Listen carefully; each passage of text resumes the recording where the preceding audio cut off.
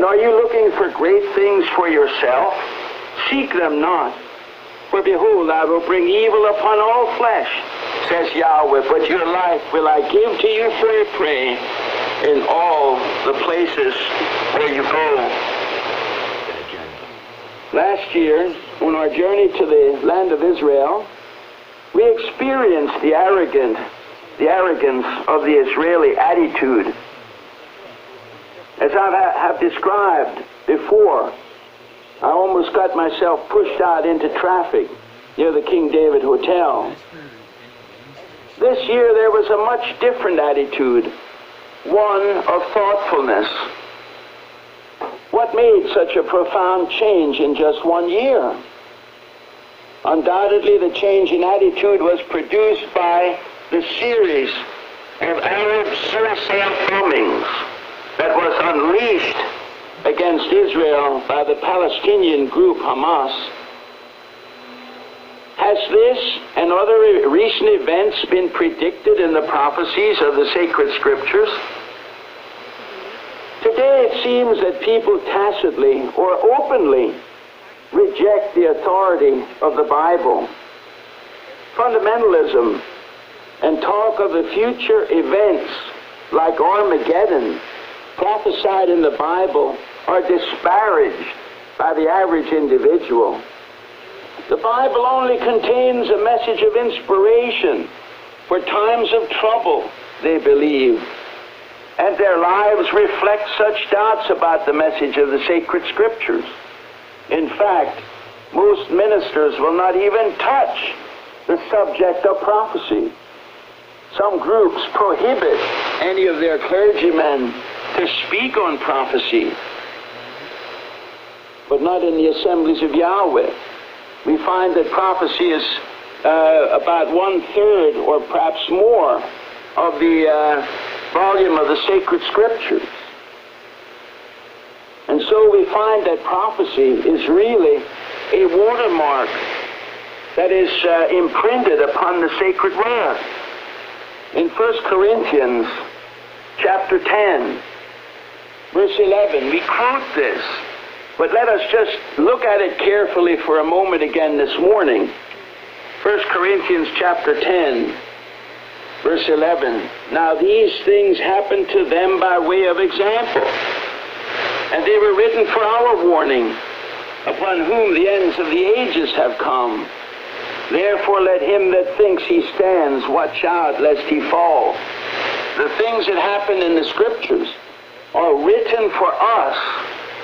The entire Bible comes to a focal point of the end of the age, the end days, the last days. And so we must take into consideration the lessons that appear in the scriptures. Yahweh says through the pen of the prophet Amos, Amos 3:7, surely the sovereign Yahweh will do nothing except he reveals his secret to his servants the prophets. The lion has roared, who will not fear? The sovereign Yahweh has spoken, who can but prophesy? We frequently turn to the book of the prophet Isaiah because the name Isaiah is in the configuration of the reverse of the name of Yahshua. Isaiah meaning the salvation of Yah. Yahshua meaning Yahweh is salvation. In Isaiah 46, verse 9, remember the former things of old, for I am Elohim, and there is no one else. I am Elohim, and there is no one like me, declaring the end from the beginning, and from ancient times things that are not yet done, saying, my counsel will stand, and I will do all my pleasure. And then we can go to the book of the prophet Daniel, the 12th chapter. We see in verse 4, but you, O Daniel, shut up the words and seal the book. Seal the book, even to the time of the end. Many shall run to and fro, and knowledge shall be increased. And so if this is the time of the end, we know that the book has been unsealed and that it can be correctly and accurately understood in our time. And then in verse 9, it says, "And he said, Go your way, Daniel, for the words are shut up and sealed till the time of the end. Many shall purify themselves and make themselves white and be refined." Is this the time of refinement? We heard this morning again in the sermonette, Malachi chapter 3, that there will be a refining period before the second coming of Yahshua. Yes, this is the end of the age. The refinement is in progress. But the wicked shall do wickedly, and none of the wicked shall understand. But they that are wise shall understand. Who is the wise one? Well, we can turn to the end of the book of Hosea. Verse 9, chapter 14, verse 9. "Who is wise, that he may understand these things, and prudent, that he may know them? For the ways of Yahweh are right, and the just shall walk in them." These are the wise and the prudent ones who are keeping the commandments of Yahweh. But transgressors, those who violate the law, shall fall in them. We can also see in 2 Timothy, the 3rd chapter, a description of the last days. In this passage, I won't go through it, but I want us to notice just exactly how similar are the prophecies found in 2 Timothy 3 to what is occurring all over the world today. All over the world, we see men who are self-lovers. I want you to notice the word love or lover here. You see how many times it appears? Self-lover, lovers of money, and then dropping down, no lovers of good, puffed up, lovers of pleasure, rather than lovers of Yahweh. You notice the misdirected, misguided love? A love that is not focused on Yahweh and His Word, but rather focused on the attention of themselves, greedily desiring to serve themselves. Are we living in the last days? Holding a form of righteousness, but having denied the power of it. A perfect description of common religion. Let's go back to the book of Psalms, and we'll go again to Psalm 83.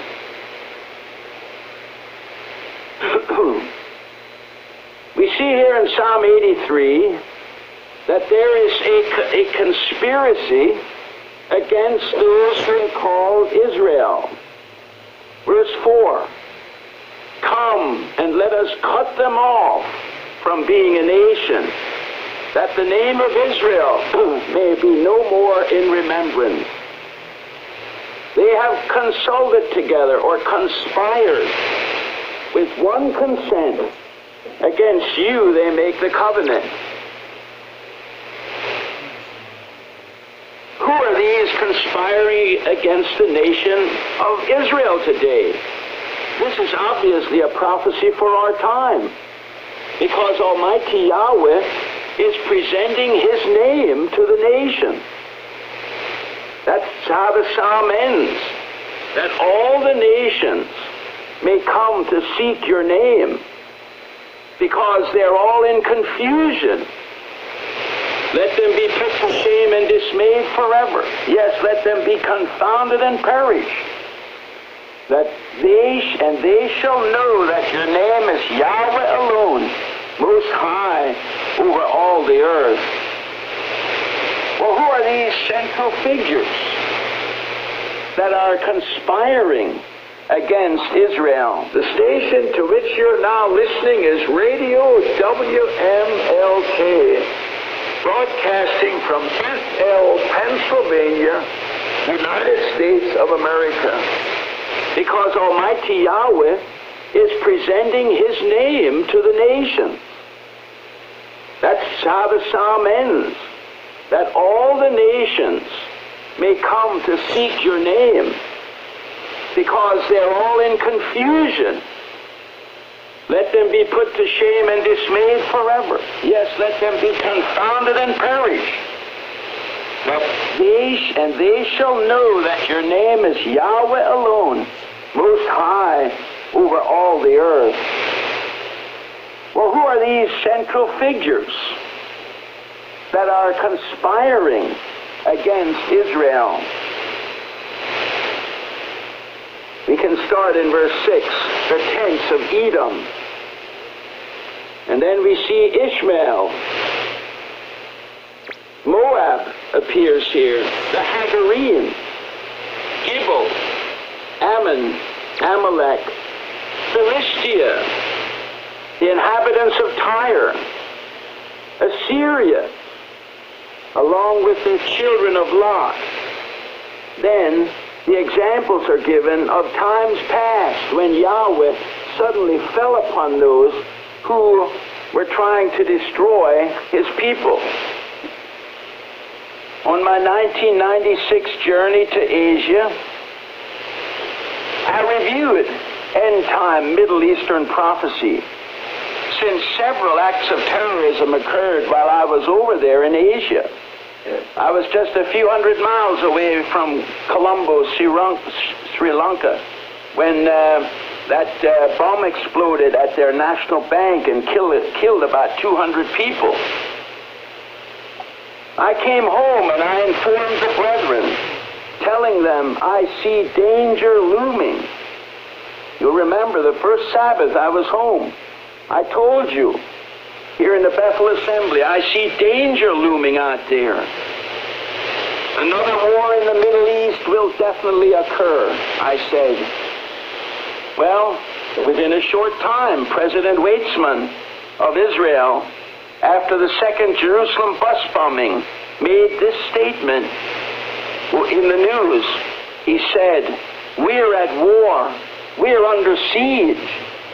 Something desperate must be done. Something something must be done very quickly, or there won't be an Israel anymore."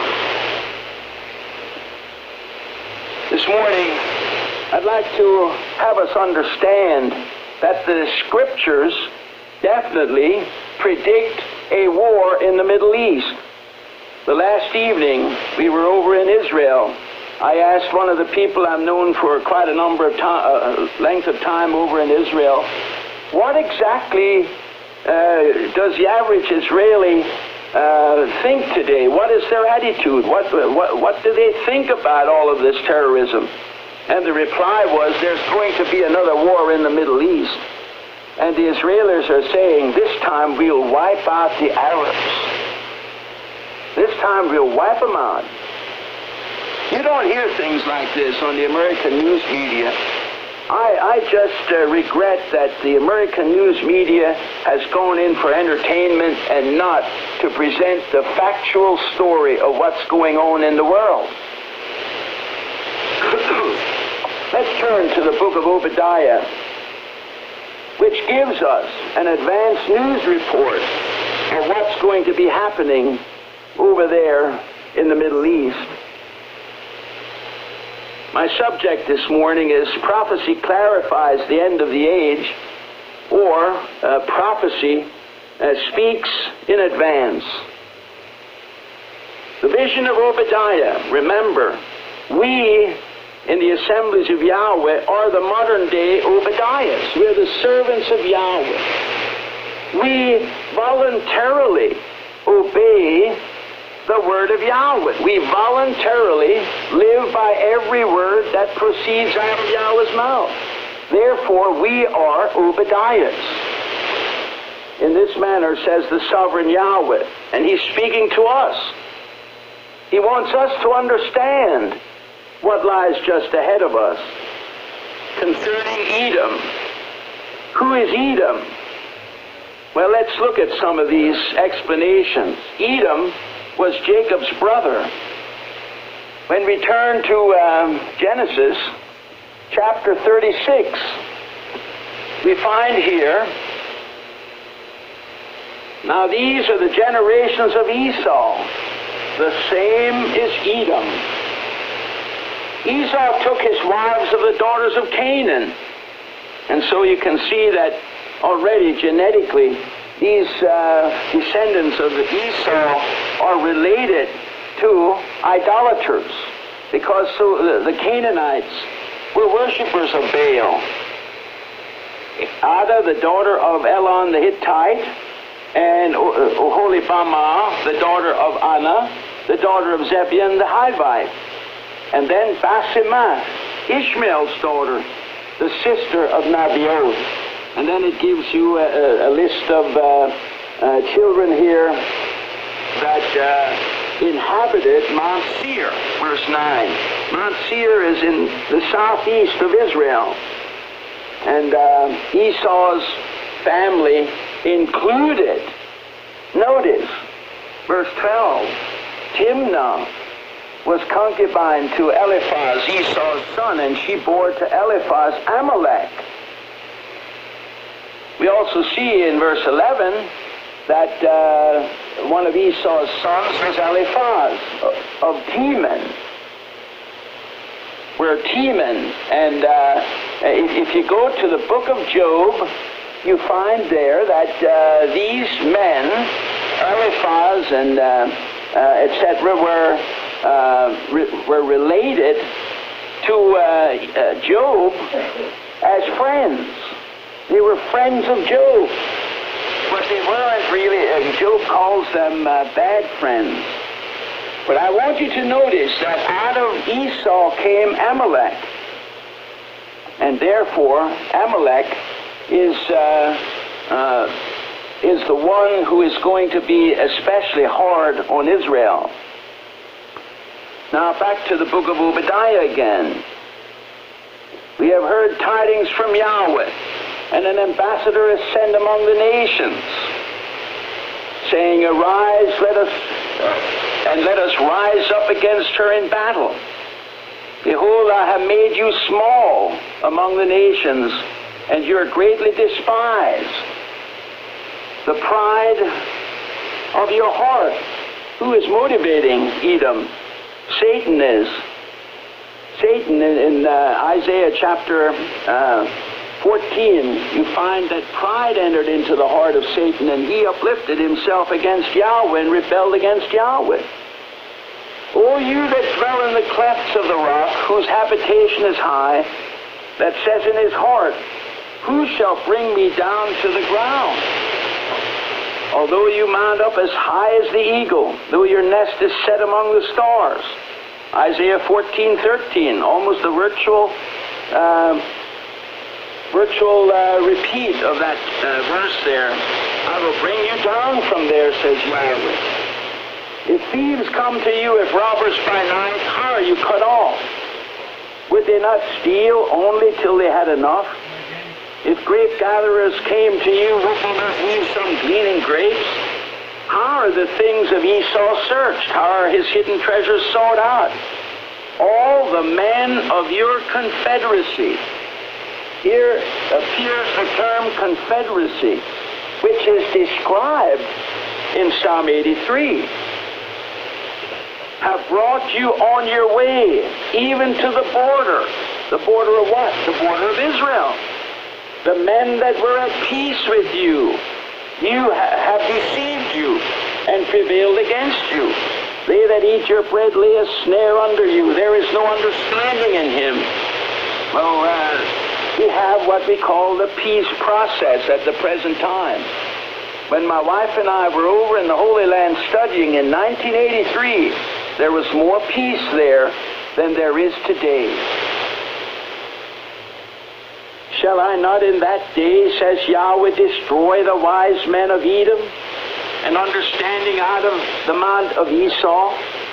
And your mighty men, O Teman, shall be dismayed to the end that everyone may be cut off from the mount of Esau by slaughter. Is this predicting how someone is going to wipe out these Arab nations, the confederacy of Psalm 83, for the violence done to your brother Jacob? You talk about twins Sometimes we think of twins who are the same, and then other twins are born who are just totally converse. I read last evening about Isaac praying for Rebekah, and she got a double blessing. She bore twins, Jacob and Esau, but they wrestled even in her womb. And Yahweh said, they are going to have a conflict continually for the violence done to your brother Jacob. Shame shall cover you. Is there any nation in the world that would condone what Hamas did to Israel over the past 6 weeks? And you shall be cut off forever in the day that you stood on the other side, that you took the other side against Jacob, in the day that strangers carried away his substance and foreigners entered into his gates and cast lots upon Jerusalem. Even you were as one of them.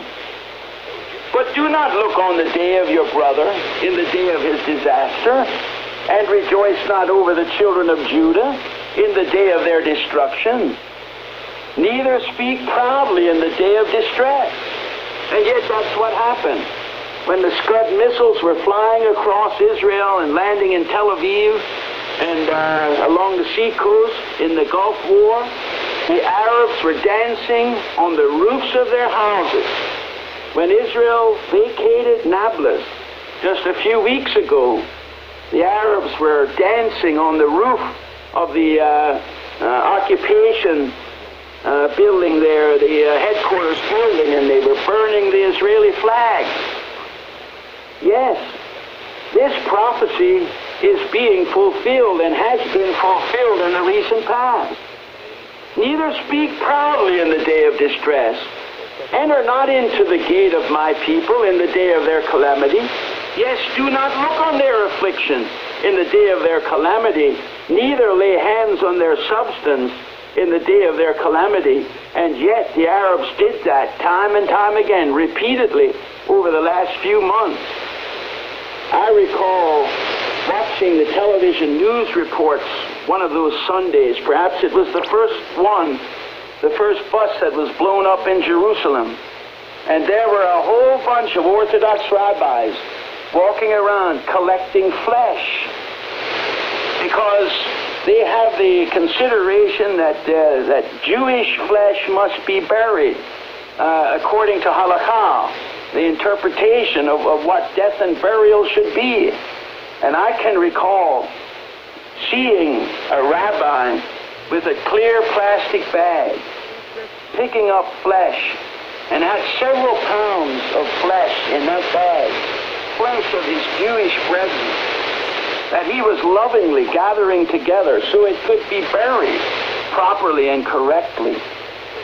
And I thought of this scripture here: do not look on their affliction in the day of their calamity, neither lay hands on their substance in the day of their calamity.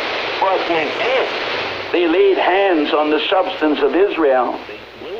And stand not in the crossway to cut off those of his that escape, and deliver not up those of his that remain in the day of distress.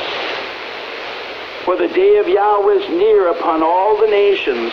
As you have done, it shall be done to you. Your dealings shall return upon your own head. For as you have drunk upon my holy mountain, so shall all the nations drink continually. Yes, they shall drink and swallow down, and shall be as though they had not been. But in Mount Zion there shall be those that escape. You see how close to the end of the age this prophecy is intended to portray to us. It's right before the second coming of Yahshua, the establishment of the kingdom. And it shall be holy. Here is a problem. The Israelis today are not holy. You know, I asked at one of the hotels we stayed about the restaurant in the hotel. Can we go in there for dinner? Is it kosher? No, it's not kosher, they say. we suggest you go out on the street. There are several blood kosher restaurants there. But when you eat breakfast in the morning, we can guarantee that that will be kosher. Served in the restaurant, but served by us. So they had rented away the restaurant the rest of the time. Why wasn't it kosher? Well, I didn't even ask. We went out on the street and got our meal. But you see, over in Israel, you can go in some establishments over there, some restaurants or mini markets, and you will see signs. This establishment is not kosher. At Nazareth, I learned there is a slaughterhouse, slaughtering house. So many Russians, they like their pork, and those Russian Jews have lived for too long under a lawless society. And as a consequence, they are demanding pork, so they're raising pigs over in Israel. 1 meter off the soil of Israel on pasture. And they're slaughtering hogs and selling pork in Israel. So many of the Israelis claim not to be religious. Why? They say the Almighty didn't love us too much in the Holocaust time. And so we're just ethnic Jews, but we do as we please. It says in Mount Zion there shall be those that escape, and it shall be holy. Right now Mount Zion is not holy. It has the Dormition Abbey and other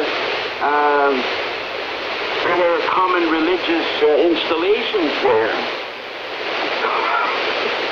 And the house of Jacob shall possess their possessions. That will be when Yahshua the Messiah returns.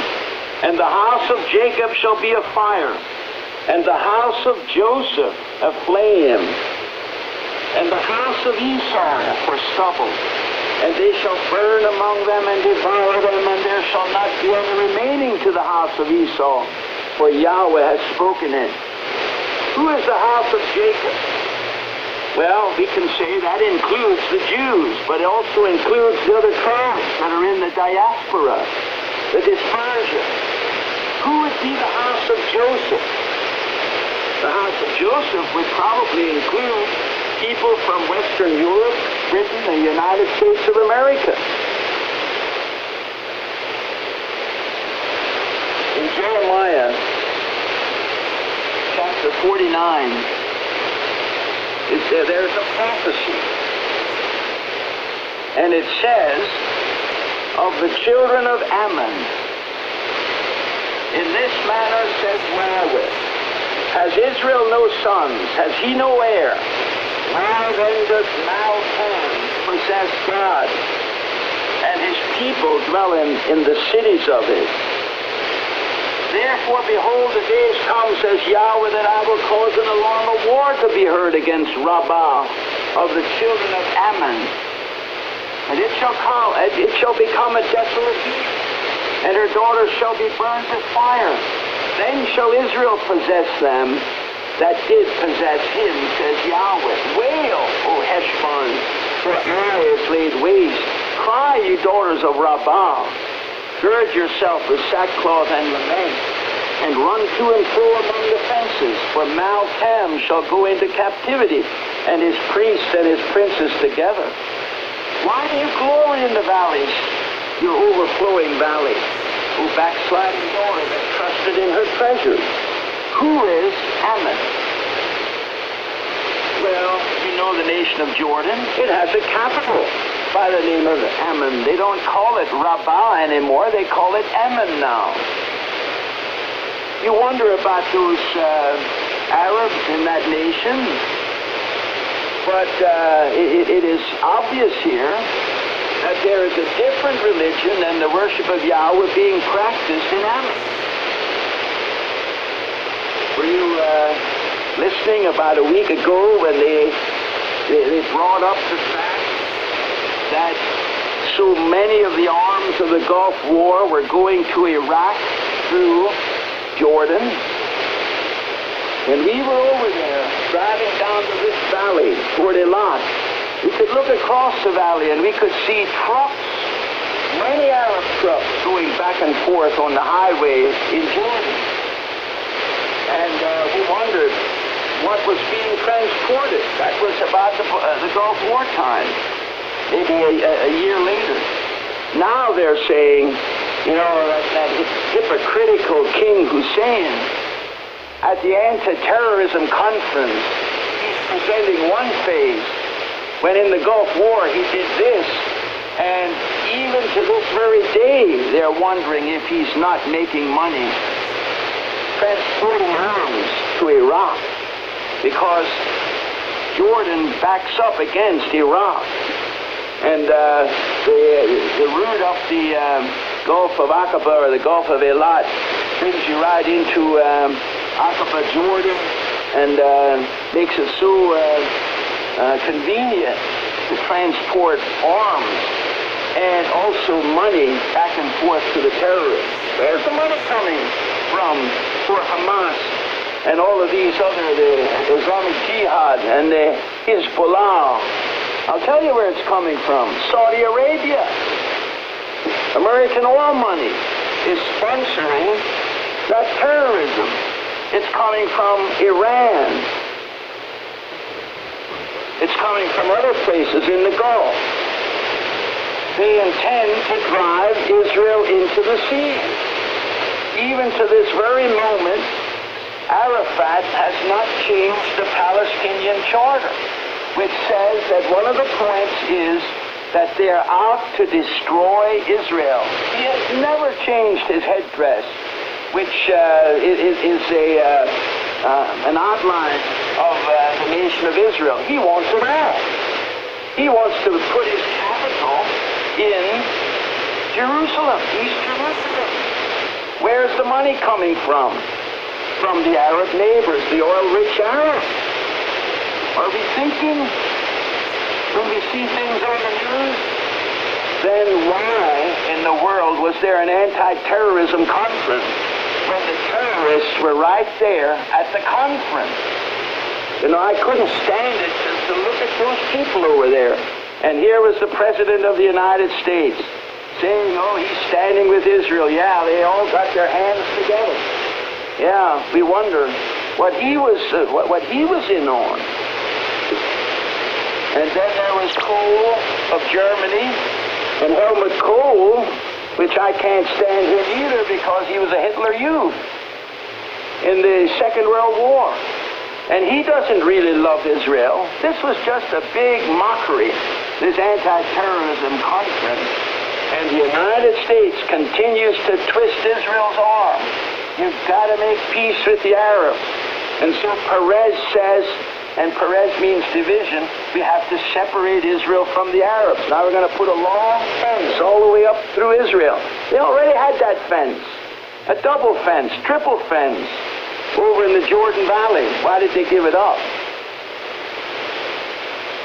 Drop down a little bit in Jeremiah 49, and it says of Edom. And then it gives you a prophecy against Edom.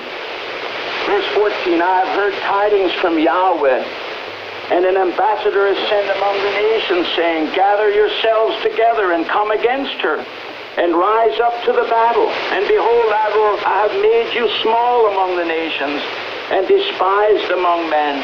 As for your terribleness, the pride of your heart has deceived you, O you that dwell in the clefts of the rocks. We already read that. The children of Lot. Let's look at that for a moment. The children of Lot, Genesis 19, verse 30. After Lot and his two daughters had been delivered, his wife was looking back, and she turned into a pillar of salt. Lot went up out of Zoar and dwelled in the mountains, and his two daughters with him, for he feared to dwell in Zoar.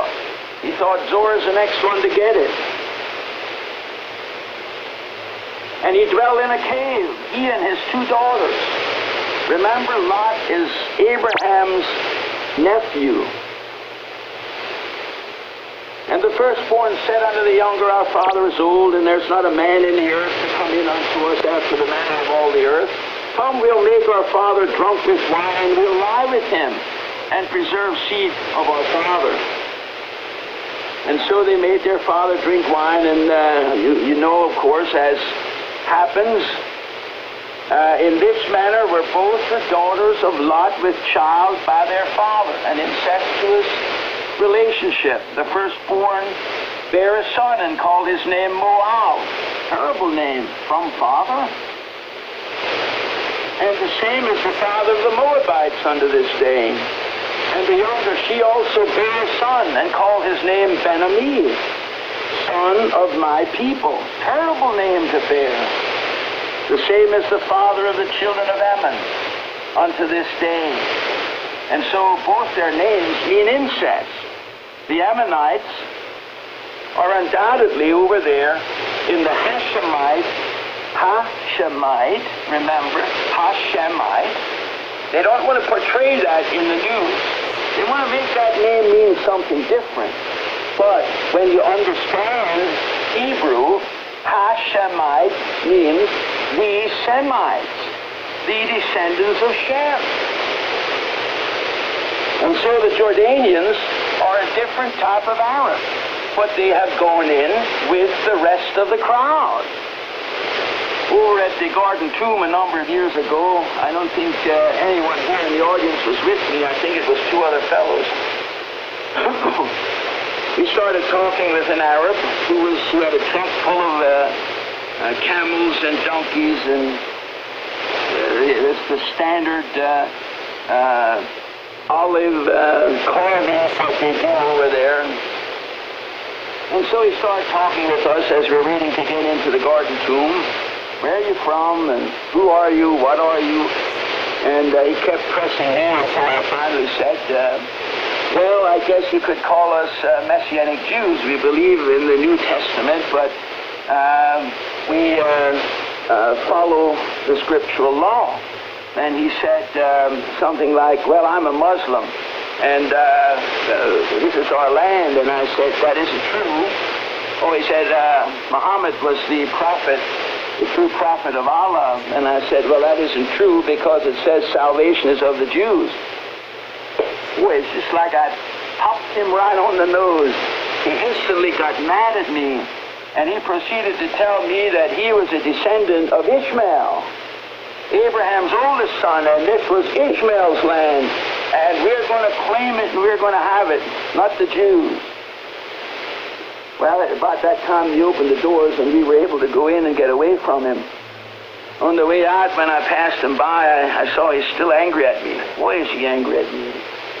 And so I walked over to him and bought some donkeys and camels and whatever else he was selling to try and ameliorate him, but it wasn't possible to appease his anger. He was still angry at me. His eyes were still glaring and flashing at me. The children of Lot are joined with Edom and also Ishmael. Genesis chapter 16. You remember that here Abraham allowed himself to be persuaded by Sarah to have a surrogate wife and have a surrogate child from this Egyptian handmaid. Now today it's artificial insemination and in vitro fertilization and on artificially. At that time they didn't use artificial means. A surrogate child was conceived the natural way. And so Abraham allowed himself to be talked into this deal, and it was nothing but trouble afterward. Well, after Hagar got pregnant, she started despising her mistress. And Sarah said to Abraham, you got to kick her out of here.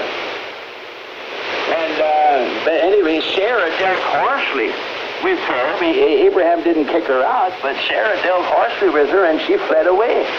And the angel of Yahweh found her out there, and he said, you have to go back and submit yourself to Sarah. She's your mistress. Now you're going to have a child, the angel of Yahweh says, and I'm going to multiply your seed, that it shall not be numbered for multitude. Now your child you'll name Ishmael. El has heard, because El has heard your affliction, verse 11. And he shall be as a wild ass among men. his hand shall be against every man. You put the Arabs together by themselves, it won't be long till they're fighting each other. I've seen Arabs over there in Israel fight each other. And the hand of the Ishmaelites is against each other.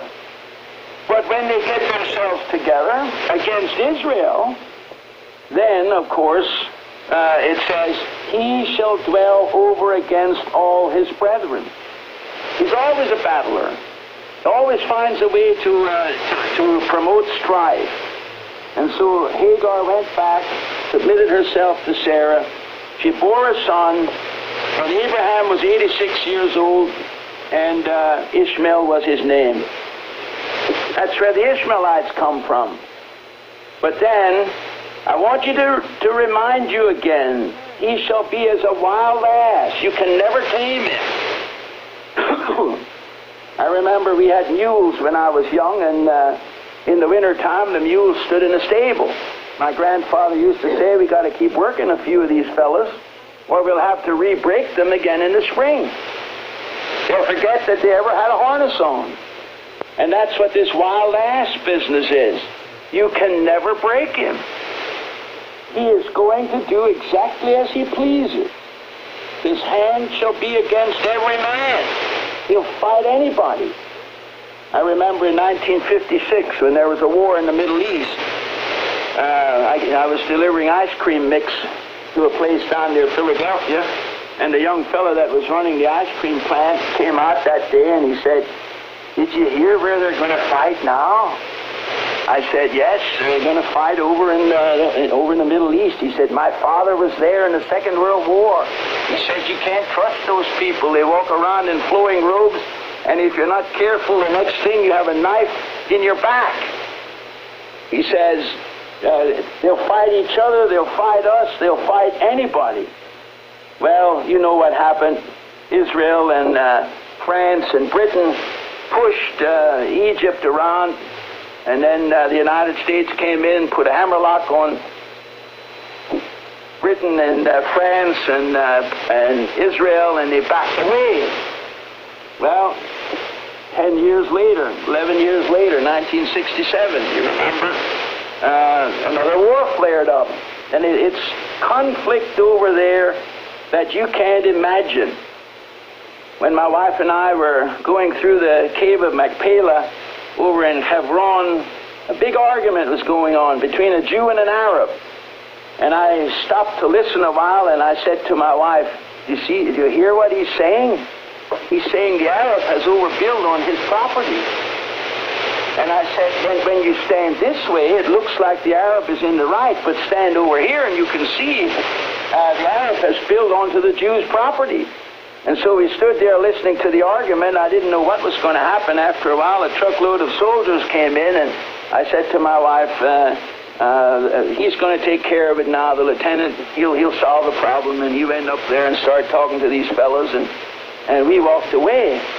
But you see, they think that the land is theirs. But originally, it was given to whom?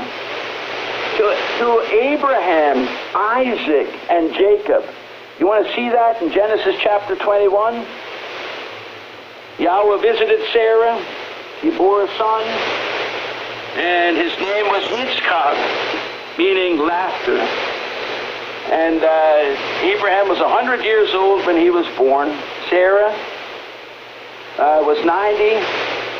And then it says in verse 8, and the child grew and was weaned, and Abraham made a great feast on the day that Isaac was weaned. And Sarah saw the son of Hagar the Egyptian, whom she had borne unto Abraham, mocking. Therefore she said unto Abraham, cast out this handmaid and her son, for the son of this handmaid shall not be heir with my son, even with Isaac. And the thing was very grievous. He liked Ishmael. Ishmael had spirit, evidently. And Elohim said unto Abraham, let it not be grievous in your sight because of the lad and because of your handmaid. In all that Sarah says to you, listen to her voice. For in Isaac shall your seed be called. Not Ishmael. Isaac. And also the son of the handmaid will I make a nation, because he is your seed. And so Abraham sent them away, Hagar and Ishmael. And his mother took him a wife out of Egypt, because that's where she came from. Ishmael and Hagar had Egypt in their hearts. And whatever was happening, it wasn't just mocking. It was something very serious. If you look at the words in the Hebrew lexicon, you find there that the term has some sexual connotation. And I hear constantly, if I ask questions, the Arabs have a proclivity for homosexuality. Yes, I've heard it many times in the Middle East. Just exactly what you find here. You know, this book is fantastic. It has so many secrets locked up in it that we need to continue to work at and unlock in the last days. Yahweh will reveal these things to us as we get closer to the end of the age. Now we find in Psalm 83 the term Assyria. Some have interpreted Psalm 83 as not meaning Assyria on the strength of Nahum, chapter 1, the burden of Nineveh. You find here in verse 9, what do you devise against Yahweh? He will make a full end. Affliction shall not rise up the second time. And it tells us later on here in the book of Nahum that his people are going to be so few that even a child can write them down. What is he talking about? Yahweh pronounced doom upon Assyria. When these people have applied Assyrian prophecies to our time, they haven't taken into consideration what happened to the Assyrians. Those are the fierce tribesmen in the north. The Kurds to this day are the remnants of Assyria, and they're very few. They're not going to really have much of an effect on end-time prophecy. But if we allow the interpretation Syria, because Assyria has already been destroyed. And if we just allow the interpretation Syria, then we can see, yes, the conspiracy is intact the way it is today. Assad of Syria would like nothing better than to destroy Israel. When my wife and I studied over there in 1983, the hardened gun emplacements were still there on Golan Heights. They took us back and forth through some of those roads, up and down those roads, and they showed us, look at these gun emplacements that the Syrian army had in place. Their aim directly on the kibbutzim down in the valley along the Sea of Galilee. Most of them aren't there anymore. I guess the Israelis blew them up and destroyed them and hauled away the concrete and dumped them in a hole somewhere. So they won't need to remember them. You wrap around over here, you don't see many of them anymore. But we saw them, so many of them. And night after night, that Syrian army on the Golan Heights would shell the kibbutzim. And until 1967, there were young people on those kibbutzim that were 20 years old and had never slept above ground at night. Had always had to go to the bomb shelters so that they wouldn't be killed overnight in the overnight shelling. Well, we heard about the school that was taken over by the Syrians in Kiryat Shmona. And they killed, how many of them was it? 60 children, slashed their throats. The Katyushka rockets are still flying. Syria sponsors the Hezbollah. and he gives them the weapons, gives them the rockets. Sometimes you see little helicopters and the Syrian Hezbollah fighters will helicopter themselves into Israel and attack an army camp. Constantly, there is this disturbance, and then our present Secretary of State and our President is going over there and saying, make peace with Israel, and they're twisting Israel's arm, make peace with Syria, and we know what's going to happen. We know what's going to happen. And when it happens, they're going to say, oh, this soldier just went crazy and started shooting. We couldn't help it. It happened in Egypt, Taba. How many times has Taba been attacked? And the Egyptians say, oh, the soldier went crazy, he started shooting, and we can't help it. We got the soldier, we got him institutionalized now, and they would never hand him over to Israel. I'm a great supporter of Israel. I see how they have been wronged in international politics. Well, what about the Philistines? You know, the word Palestine comes from the name Philistine. And if we interpret it in the end days, those Philistines are the Palestinian Arabs. The Palestinian Arabs are not a good example of stability. They're hot-headed. They're very antagonistic as a general rule. In 1970, they tried to assassinate King Hussein of Jordan. He was able to outwit the plot, and he turned his army against them and drove them out. They eventually went north to Lebanon.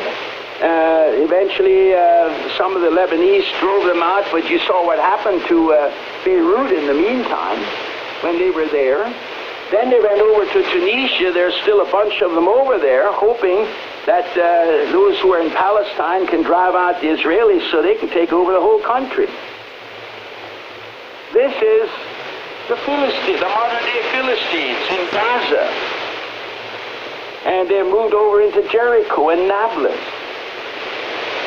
And then we see old Arafat shedding crocodile tears and saying, oh, this is so horrible, my Palestinian police mistreated the people in Nablus. That was on the news recently. What about America? Will America figure into this end-time configuration of prophecy? America can be found in prophecy. I am sad for America today. All of the corruption that's taking place in high places, in our national government, in our state government, in our county governments. I won't say that too much of it is here, although there's been some question about that by some of the local people. But nevertheless, in high places today, there's so much corruption. Hale of Arkansas was asked recently, do you have a hate on for the Clintons? Is it because you're trying to make a name for yourself? He said, no. He said, I'm trying to assist in a cleanup of our government.